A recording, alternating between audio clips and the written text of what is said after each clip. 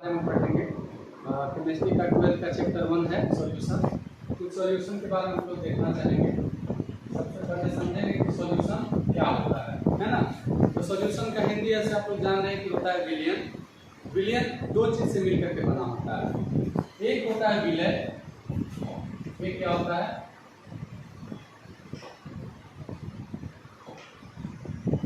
अब जैसे कि हम लोग देख रहे हैं कि सॉल्यूशन है जिसमें दो चीज रहता है।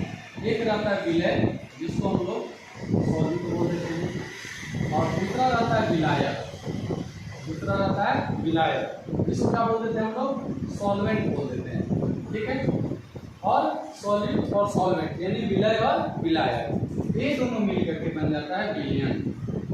ये क्या बन जाता है विलयन, और विलयन को ही हम लोग इंग्लिश में कह देते हैं सॉल्यूशन। अब देखिए सॉल्यूशन होता क्या है, होमोजीनियस मिक्सचर होता है। होमोजीनियस यानी कि समांगी मिश्रण। विलयन कैसा होता है बताइए, समांगी मिश्रण होता है। समांगी मिश्रण इसी को होमोजीनियस सॉल्यूशन कहते हैं। होमोजीनियस किसको कहते हैं, जब दो तरह का पदार्थ आपस में बहुत अच्छे से मिल जाता है। जैसे नमक और पानी आपस में मिलाएंगे बहुत अच्छे से मिल जाएगा, तो इसको हम लोग होमोजीनियस कहते हैं। तो विलयन भी जो है वो होमोजीनियस ही मिक्सचर होता है। अब देखिए समांगी मिश्रण तो होता है और एक विलयन। अब देखते हैं कि विलय किसको कहते हैं। तो विलय जो कम मात्रा में होता है, विलय का मात्रा क्या होगा, कम मात्रा में होगा, और विलायक ज्यादा मात्रा में होगा। ठीक है। अब पूछेगा कि विलय किसको कहते हैं, तो विलयन में जो पदार्थ कम मात्रा में होता है उसे विलय कहते हैं, और विलायक जो ज्यादा मात्रा में होता है। जैसे उदाहरण से हम लोग समझते हैं, जैसे फेमस है, जैसे शरबत हम लोग को बनाना है। शरबत सब लोग घर में यूज करते हैं। इसके लिए दो चीज हम लोग लेते हैं, एक लेते हैं चीनी और दूसरा ले लेते हैं पानी। ठीक है। दोनों मिलकर के शरबत बनता है। अब शरबत बनाने में आप लोग बताइए कि चीनी ज्यादा लेते हैं या पानी ज्यादा लेते हैं। तो हमेशा पानी ज्यादा लेते हैं।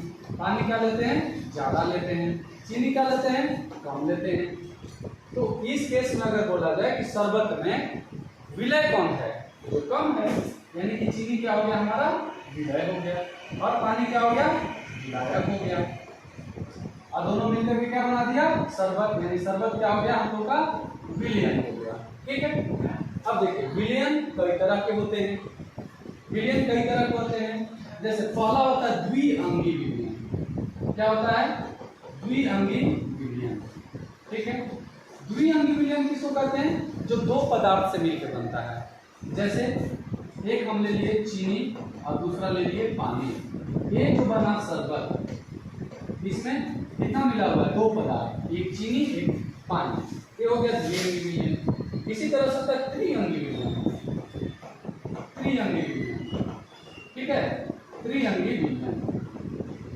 त्रिअंगी विलयन किसको कहते हैं, जिसमें तीन तरह का पदार्थ मिला होता है। जैसे कि आप लोग जान रहे हैं, जैसे चाय हम लोग बनाते हैं, तो चाय बनाने में चीनी यूज होता है। इसी तरह से हम लोग पानी का भी यूज कर सकते हैं, चीनी पानी, इसी तरह से दूध यूज कर सकते हैं। ठीक है।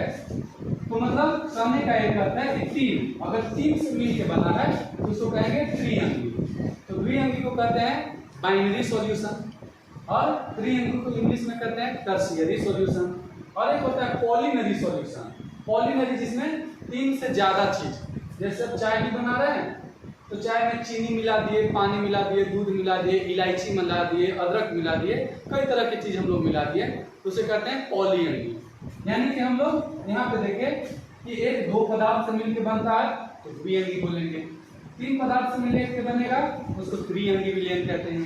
तीन से ज्यादा, 4, 5, 6, 7, तो इसको कहते हैं हम लोग पॉलिनरी विलयन। यानी कि पॉलिनरी विलयन जिसमें तीन से ज्यादा रहता है। ठीक है। अब देखते हैं यहाँ पर हम लोग को क्या पढ़ना है। हम लोग को ये सब नहीं पढ़ना है। 12th के चैप्टर के हिसाब से देखेंगे तो हम ये ज्यादा इंपॉर्टेंट होता है, द्विअंगी विलयन ज्यादा इंपॉर्टेंट होता है। तो हम लोग इसी को पढ़ेंगे द्विअंगी विलयन को।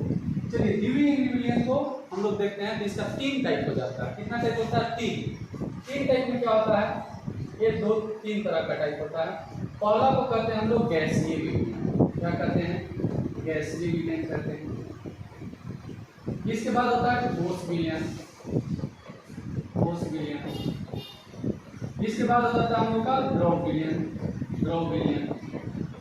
ठीक है, अब इसको किस आधार पे बांटा गया है, गैसीय विलयन या ठोस विलयन या फिर हम लोग का द्रव विलयन है, ये किस आधार पे बांटा गया है। चलिए अब जैसे कि हम यहाँ देख रहे हैं कि विलयन का 3 टाइप हो जाता है, गैसीय विलयन, ठोस विलयन और द्रव विलयन। तो गैसीय विलयन किसको कहते हैं वो समझते हैं।